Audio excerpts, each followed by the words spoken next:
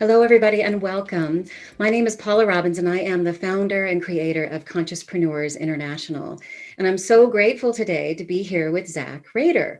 So I have followed Zach for several years, just kind of feeling his presence, knowing he's out there doing good works, and we really haven't had too much of a chance to get to know each other. So grateful we get to do that today. Thank you so much for agreeing to kind of visit with me and sharing of yourself with me and all the other consciouspreneurs in the world. Thank you so much for having me. It's an honor to be here. I'm glad we get to visit too. Yeah, I'm excited. So, of course, let's just kind of start from the beginning. Where did you start? What's your story? What do you do? How did your feet find this particular path of what you're doing now? Yeah, I mean, my favorite answer is dumb luck, but but really, what's guiding what's guiding the journey is intuition. There's so many, just way too many things to count of things I didn't know was possible, or things that I know that I was here to do or be a part of, or anything like that. So while it was guided more by intuition now, in the beginning there was a lot of running into walls and bumping into things and trying to find my way, trying to force my way. And that has been such a difference from trying to find a way to force it, to really just relaxing and allowing and connecting to this knowing that we all have, that's guiding us, that's inviting us to our next step. Mm-hmm. I get that really well. And tell people what you do. That's another difficult one. I Yeah. understand. Yeah, there's definitely aspects of the work that I do that I don't even try to put into words. One of the foundations when I start working with someone new, or teaching a class, I love to set up this foundation, just to remind people, like, we have these minds, and these minds are incredible, but these minds are also they're limited. These minds, they need beginnings and endings. They need boxes and context and relationships. And so the mind is a beautiful thing, but it's not capable of understanding something that is infinite, something that has no beginning or no end. And so who we really are and what we really are is beyond what our minds can understand. And so usually when working with anybody, it's like, when we're bumping up against something, when something is challenging us, it's it's like the universe is letting us know you're trying to stuff yourself into something that you don't fit into. It's like, if you really take too seriously your beliefs of who you are, that's going to become tight. It's going to become small. It's going to become uncomfortable, because each and every one of us is so much more, so much bigger than that. And so that's very much, all of my work is just really about, like, let's let go of everything that's not true, and connect to this you that is so much bigger than any of us can understand or even put into words. So that's kind of what the work is about. And then all the different ways to do there. I love the breath, so I definitely use, Mm-hmm. always telling everyone to breathe. I do a lot of breath work. I lead a lot of breath work retreats and live events and stuff like that. I do healing work and other things that I don't even have words for. Well, and you've been doing, how long have you been doing this professionally? Healing work? Yeah, professionally has been, I want to say, like 08, 09, so 12 years, something like that. Yeah. Yeah. And from my just witness, most of the people find you through referral of other people. Yeah. They had good work with you, they've had good experience, and it's been, you do both one-on-one as well as a lot of group work, correct? Yeah, correct. Yeah. Yeah. Yeah. Beautiful. I mean, And it also could be because I'm terrible at marketing. So that's well, has to be referrals. I I I have to say I haven't marketed for over 10 years because Yeah. my schedule is very busy based on people referring other people. Yeah. And it's when you follow that part of you that is so naturally, you know, in that place of let me serve, let me help you heal, let me see who you really are, let me help you see who you really are. There's these awakenings that we get to be so deeply honored to witness and be a part of. And it does lead other people to want to do that for people they love, people they care about. So they migrate, they refer, that's where they come from. Yeah. So I think that makes a lot of sense. Yeah. Very cool. Very cool. So if you can, what is a divine, say, synchronistic moment, something that kind of hit you and showed you that with clarity, this is to be your professional path? Mm. I mean, let's go back to 07 or 06 or wherever that was. Was there a moment that was like, I got to do this, like professionally? I don't know if there was an exact moment. There was I definitely I've been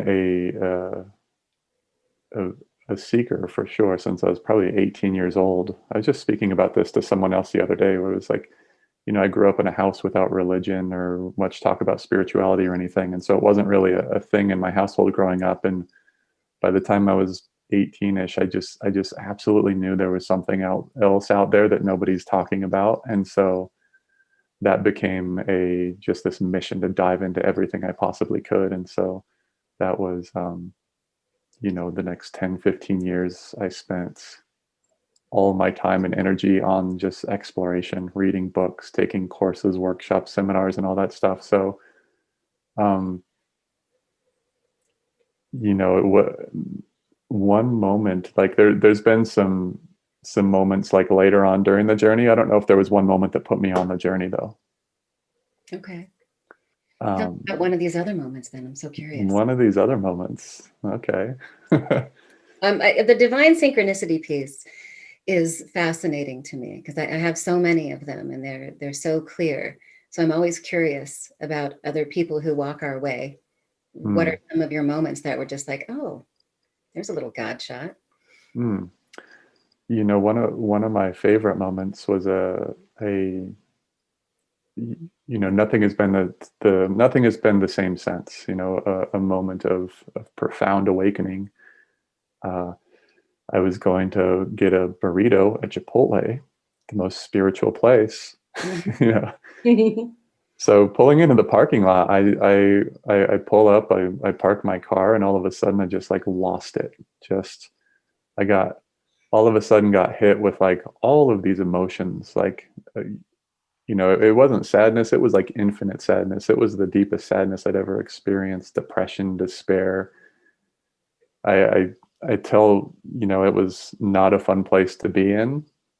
I totally understood suicide on a deeper level than I ever did before, because if I would have had something with me, I didn't want to be there at that time. And so it was like all of this flood of like everything I didn't want to be in, the loneliness, despair, depression. It's like it all hit me at once. And there was this fighting against it. There was a voice telling me, it's like, just let go. And it's like, no, I'm I'm doing everything I can to get through this. I'm not going to let go. And so I'm arguing with this voice. And I don't know how long this went on for, but it finally said, just give up. And then there was this like, you know what? I don't know what's going to happen. I don't know if I'm going to exist. There was this surrender. And it changed everything. So it changed everything. It was like these things that were so miserable, the sadness, the depression, the despair, they became absolutely beautiful. It's like everything, I'm laughing and just in pure joy. It was like these things that were so miserable became beautiful. And it really became clear that sadness has actually never hurt us. Sadness isn't a bad or negative emotion. It was our relationship to it. It was like my control of it, my separation from it, my judgment of it. It was never sadness. It was what I was doing with sadness that was so painful.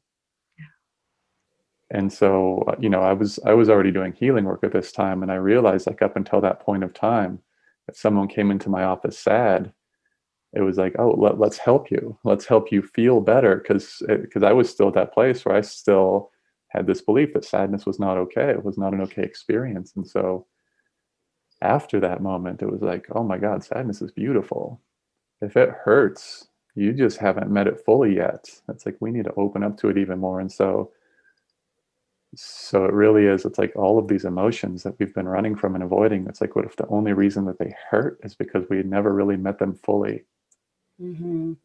And so it's like, whatever the emotional experience that we're having right now, it's like, let's, instead of try to manage it or deal with it, it's like, would you be willing to feel it more? And it's just absolute freedom. It's like, there's nothing to avoid anymore. What a beautiful, beautiful answer. And I could not agree more. I think that every one of our emotions has so much value. We learn so much as we go through, keyword through these things, as we face them, as we allow them, as we let our expression of the more difficult emotions develop and become more gracious as we heal. Because, I think when we're younger and we're more wounded, we struggle with the expression of anger, of hurt, of sadness, of despair or defeat.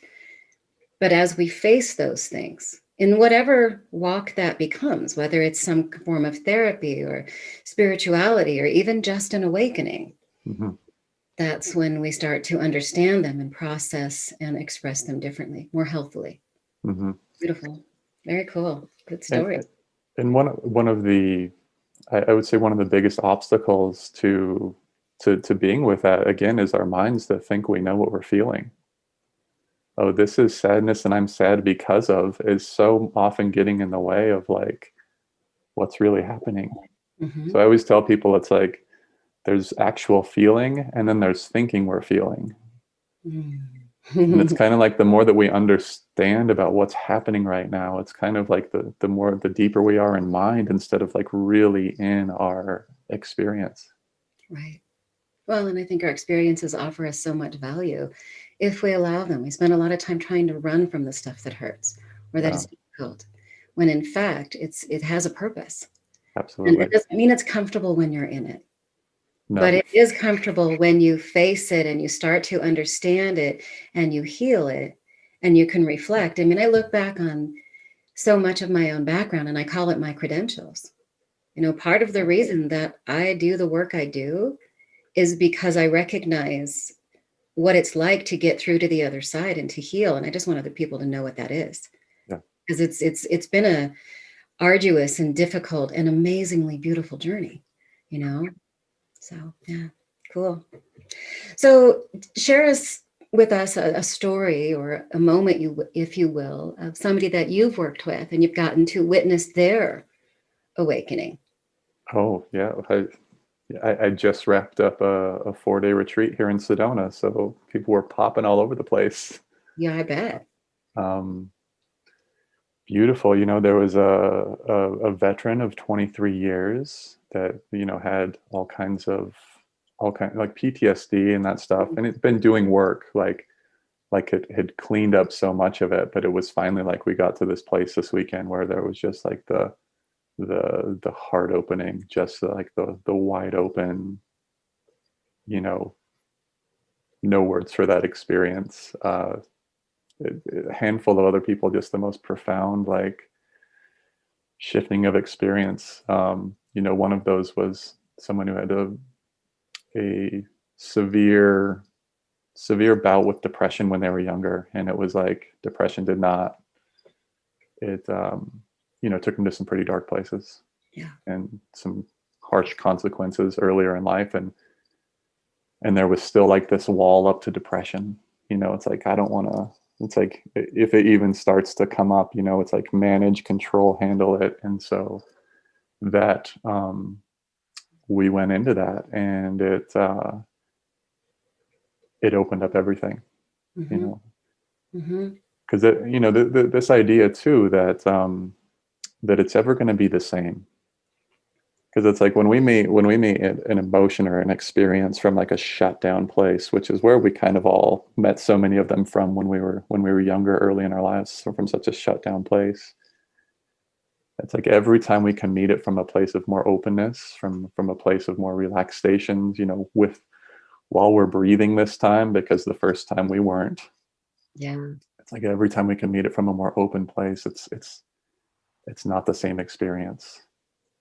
And so it's a big deal from here. From here, it's so much, it's easier, we'll say. Yeah. Beautiful. So on the flip side of that, what has been one of the more difficult challenges of your work? I mean, has there been somebody you really cared about, wanted to support, and it's been more of a challenge? That's a beautiful question. Yeah. I think I learned in my work that it's like if I, those times when we get invested in a client or a family member, it's like we can see so much more for them than they're seeing for themselves. Yeah. And so I think that was definitely a thing that I used, bump into. It always ended up turning into something more uncomfortable too, like almost training us out of like I know that everyone is on their own beautiful path, and maybe today is not the day that they wake up. Maybe they need 2 more years, 5 more years of really being in something, and that's just what they need. Just like I needed to sit in some stuff for quite a long time. Completely agree. What a beautiful answer. I completely agree. We have to allow them their journey.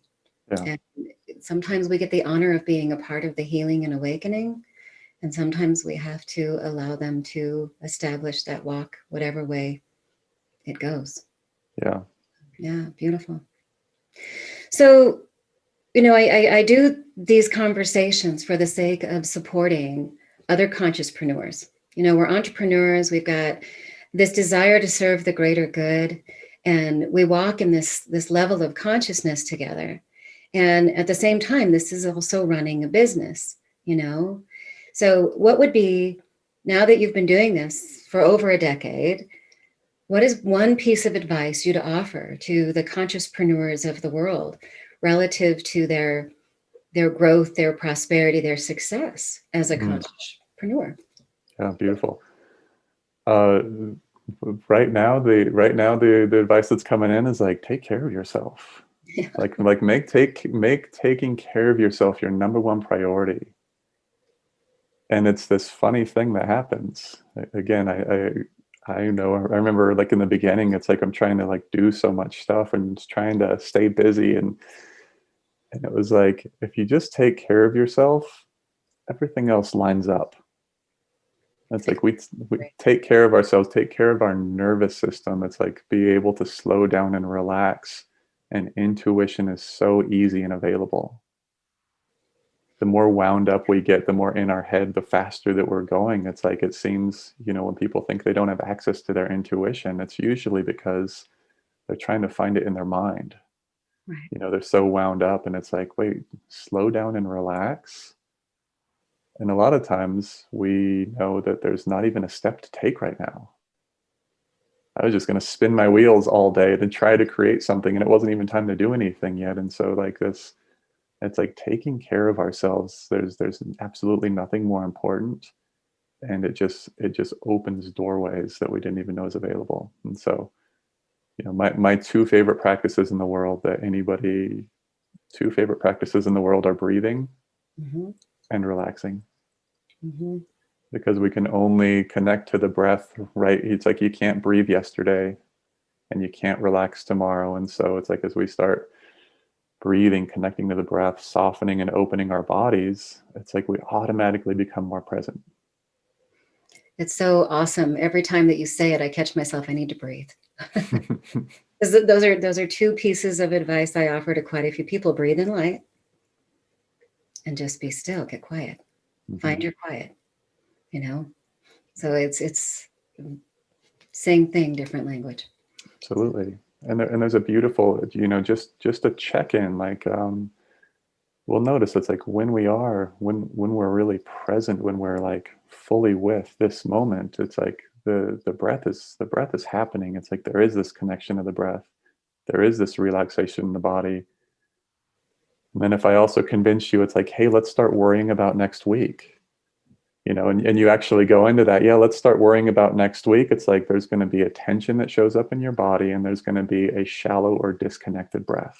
Mm-hmm. Because now we're not present with the body anymore. We're off in what we think may or may not happen next week. Right. That's I think one of the toughest things for humanity is to be in the moment. Don't worry about what's happened and how you were affected and let that get you, or could it happen again? Where are you right here, right now? It's, I think it's difficult for some people, but I think the more that we practice that, the more that we find just our flow in life. Yeah. And as I said, breathing and relaxing, I'm going to throw one other is strengthening this feeling experience. Again, feeling. Because again, it feels different when we're present and when we are often in an idea that's not true. They feel totally different. And as we keep nurturing this feeling, opening up our feeling, it just becomes very obvious. It's like, whoa. Yeah. Completely agree. Yeah. With yourself where you are right now. Yeah. Yeah. Meet yourself where you are. Yeah. Cool. Well, thank you again for doing this. How can people find you? Is there anything kind of coming up? Any events you want to share about? I'm going to put your website in this video and in the posting, but is there any other way you'd like to have people kind of find out what you're up to or how to connect with you? My website has that has what's going on next. Yeah, there's always something going on. All right. Well, I'll make sure that it's on there. And thank you again for making this time. I'm excited to share of you, with the people that I love and that I support and that you support. And that we're just a part of such a cool movement and circle. There's so many more consciouspreneurs in the world than there ever has been. And it's a movement that's growing. People want to walk in their higher purpose professionally.